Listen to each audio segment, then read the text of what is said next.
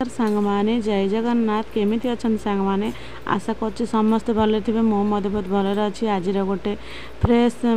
माने रोसई शाला को स्वागत करुच्ची जोड़ा कि आज मु बनैबी सोयाबीन सोयाबीन तो आपण मैंने समस्त जानी सोयाबीन रो गोटे तरकारी जोड़ा कि मांस चिकेन मटन तरकारी ठू बहुत टेस्टी ता सहित मध्य कलरफुल मध्य चलतु सांग माने देखिबा ए सोयाबीन रो तरकारी मु के भाव में प्रस्तुत करुच्ची आपण मैंने थरे यही भाव में मो प्रस्तुत करी देखंतु केते सुंदर ये तरकारीटा कलर मध्य देखा जाउची बहुत बढ़िया टेस्टी मध्य जदि यही भाव में सोयाबीन आलूर तरकारी बनवा चाहते ताहले मो चैनल रे को विजिट करंतु चलतु सांग माने जिबा देखिबा वेलकम टू माय चैनल जिलेस किचन को स्वागत करची सेति पय मो गोटे कड़ाई नहीं जाइए कड़ाई किसी तेल को दे दूसरी तेल किसी समय गरम हो गला पर मु पकईदेवी आमर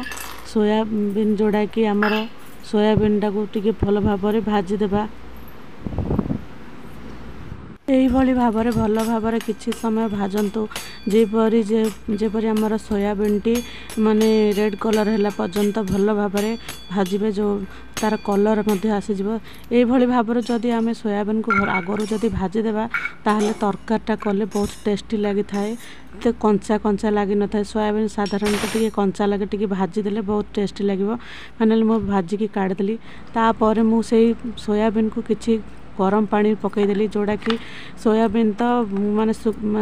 सुखिलारे भाजी देइथिली तापर पानी टिके पकईदेला पर सी आराम से फुली जीवो सेति मु ए सोयाबीन तरकारी पे गोटे मसला प्रस्तुत करुच्ची जोड़ा कि मु किछि दही नहीं जाइछि 2 कप दही नहीं जाइछि गोटे चामच आमर देदेली काश्मीरी लंका गुंड काश्मीरी रेड चिली ता सहित गोटे चामच आमर माने धनिया गुंड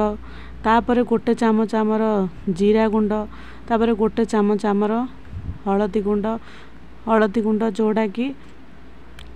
आपण हिसाब से आपण जी मसला चाहते से दे पारे तो मु एतिकी ग्रेवी दरकार पाई मु एतिकी नौची ताकू भल भाव में घांटी देबे यही जदि एथिरे अदा रसुण कौन सी प्रकार पड़ुनी माने अदा रसुण पड़ुनी बटा किछि पड़ुनी केवल यही मसला रे तरकारी बहुत टेस्टी रहिबो ता सहित देखा कलरफुल मध्य जूसी जूसी रहिबो बहुत बढ़िया लगिबो आकु भल भाव में घांटी देबे जेपरी यही दहीर कौन सी बल्स न रुहे तापर आमर किसी गोटे कड़ाई बसईली कड़ाई रे किसी दरकार मुताबिक आपण तेल देदेवे जी तेल देदेला पर ताकू पंच गोटे फुटण करवा से गोटे आमर अच्छी मसला तरकारी करने हेले आमको 2टा तेजपत्र गोटे अनासी फूल गोटे डालचीनी किछि जीरा ए सब जिनस को भल भाव में मु फुटिबा को देवी फुटीगला पर किसी समय फुटी जेपर्यंत सब जिनस मसला फुटनी से पर्यंत भाजुवा तापर गोटे 2टी पियाज को मु छोट छोट करी काटी देछि से पियाज को भल भाव में भाजीदेवे पियाज को जिते समय भाजबे रेड कलर है पर्यंत भाजबे देखो पियाज जपरी रेड कलर है पर्यंत भाजिले ये तरकारीटा बहुत टेस्टी लगे तापर मु गोलाई रखि जो मिश्रण दही आ मसला सब मिश्रण करती ताकू भल भाव में ताकू पकईदेवा पकईदेला पर किछि समय एमती घांटा स्लो जाल मीडियम जाल ही घांटे कारण हाई करेनि हाई जाल करेनि जोटा कि आमर मसलाटा पोड़ीज ए दही मिसी जदि जदि हाई स्पीड करी जदि आम गैस टी रखा ताहले आमर मसलाटी पोड़ी जीवार संभावना थाए जिते पारे स्लो रे करेंगे देखंतु तेल भल भाव में फुटवा लगे जदि आप आउ टिके आउ गोटे चामच आमर लंका गुंड आ गोटे चामच हलदी गुंड आ गोटे चामच आमर मसला गुंड माने गरम मसला गुंड भल भाव में पकाई भल भाव में कषा जेपर्यंत से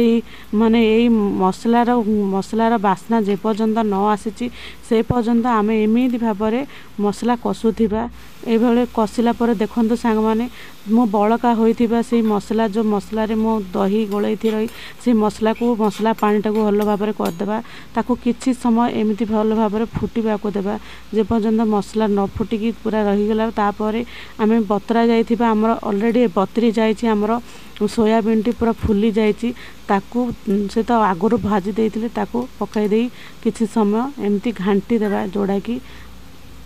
କିଛି ସମୟ ଏମିତି ପକାଇଦେଲା ପରେ କିଛି ସମୟ ଘାଣ୍ଟିବା, ଭଲ ଭାବରେ ତାକୁ ଗୋଳାଇ ଦେବା। ମସଲା ସହିତ ଯେମିତି ଏ ସୋୟାବିନ୍ଟି ଭଲ ଭାବରେ ମିଶିଯାଏ ସେଇଭଳି ଭାବରେ ଏଇ ମସଲାକୁ ପକାଇବେ। ଦେଖନ୍ତୁ ସାଙ୍ଗମାନେ, ଦେଖନ୍ତୁ ତରକାରୀ ମସଲା ସହିତ ଏଇ ସୋୟାବିନ୍ଟି ଭଲ ଭାବରେ ମିଶି ଯାଇଛି। ଆପଣ ଚାହିଁଲେ ଏଇଭଳି ଷ୍ଟ୍ରକ୍ଚର ରଖି ମଧ୍ୟ ତରକାରୀ ରଖି ଖାଇପାରିବେ। ଯଦି ଆପଣ ମାନେ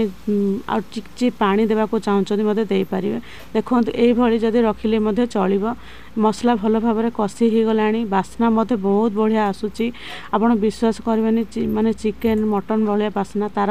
ଗ୍ରେଭିଟି ମଧ୍ୟ ବହୁତ ଟେଷ୍ଟି। ଆପଣମାନେ ଥରେ ଆପଣ ଘରେ ଟ୍ରାଏ କରନ୍ତୁ। ମସଲା ଭଲ ଭାବରେ କଷି ହେଇଗଲା ପରେ ତାପରେ ମୁଁ କିଛି ଲୁଣ ପକାଇଦେଲି, ଦରକାର ମୁତାବକ ଲୁଣ ପକାଇ ମୁଁ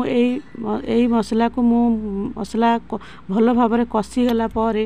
ଦେଖନ୍ତୁ ଭଲ ଭାବରେ କଷି ହେଇଗଲା। ଆର କଲର୍ ମଧ୍ୟ କେତେ ସୁନ୍ଦର ହେଇଗଲା।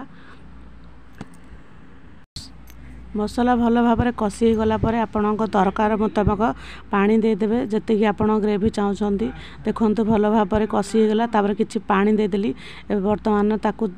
ଜୁସ୍ କରିବାକୁ ପଡ଼ିବ, ସେଥିପାଇଁ ମୁଁ କିଛି ପାଣି ଦେଇଦେଇ ଭଲ ଭାବରେ ଦେଖନ୍ତୁ ମସଲା କଷି ହେଲା ପରେ ତା'ର ତେଲ ମଧ୍ୟ ଭଲ ଭାବରେ ଛାଡ଼ି, ଯେତେ ପାରିବେ ମସଲାକୁ କଷିବେ। କଷିଲା ପରେ ଆର ତରକାରୀର କଲର୍ ମଧ୍ୟ ବହୁତ ବଢ଼ିଆ ହେଇଥିବ, ମଧ୍ୟ ଟେଷ୍ଟ ମଧ୍ୟ ବହୁତ ବଢ଼ିଆ ହେବ। ଥରେ ଏଇଭଳି ଭାବରେ ଆମର ମାନେ ସୋୟାବିନ୍ର ତରକାରୀ ବନେଇ ଦେଖନ୍ତୁ, ଦେଖିବେ ବହୁତ ଟେଷ୍ଟି ଲାଗିବ। ଦେଖନ୍ତୁ ପାଣି ମୁଁ ଫାଇନାଲ୍ ଯେତିକି ଦରକାର ପାଣି ଦେଇଦେଲି। ପାଣି ଦେଇଦେଲା ପରେ ଆକୁ କିଛି ସମୟ ଏମିତି ଫୁଟାଇ ଦେବା। ଆପଣ ଯେତିକି ଗ୍ରେଭି ଚାହିଁବ ସେତିକି ଅନୁସାରେ ପାଣି ଦେଇଦେବେ। ମୁଁ ଅଳ୍ପ ଟିକେ ପାଣି ଦେଇଦେଇଛି, ଫୁଟିବାକୁ ଲାଗିଲାଣି। ବର୍ତ୍ତମାନ ମୋର ରେଡ଼ି ହେଇଗଲା ସୋୟାବିନ୍ ଆଳୁର ତରକାରୀ। ଦେଖନ୍ତୁ ତାପରେ ମୁଁ କିଛି ଗରମ ମସଲା ପକାଇଦେଲି। ଗରମ ମସଲା ପକାଇଦେଲା ପରେ ମୋର ଗ୍ୟାସ୍କୁ ଅଫ୍ କରିଦେବା। ଗ୍ୟାସ୍କୁ ଅଫ୍ କରିଦେଲା ପରେ ଦେଖିବେ ତରକାରୀଟି ଦେଖନ୍ତୁ କେତେ ଫାଇନାଲ୍, ତା'ର ଲୁକ୍ କେତେ ସୁନ୍ଦର ହେଇଯାଇଛି। ତରକାରୀ ଆପଣ ଯେତେ କଷିବେ ସେତେ ସାଙ୍ଗମାନେ ଭଲ ଲାଗିବ। ସାଙ୍ଗମାନେ ଥରେ ଏଇଭଳି ଭାବରେ ସୋୟାବିନ୍ର ଆଳୁ ତରକାରୀ କରିକି ଦେଖନ୍ତୁ, ଖାଆନ୍ତୁ। ଆଉ ଯଦି ଭଲ ଲାଗେ ଗୋଟେ ଲାଇକ୍ କରନ୍ତୁ, ସେୟାର କରନ୍ତୁ, କମେଣ୍ଟ କରିବାକୁ ଭୁଲନ୍ତୁ। ଜୟ ଜଗନ୍ନାଥ। ପୁଣି ଦେଖାହେବ ନୂଆ ଏକ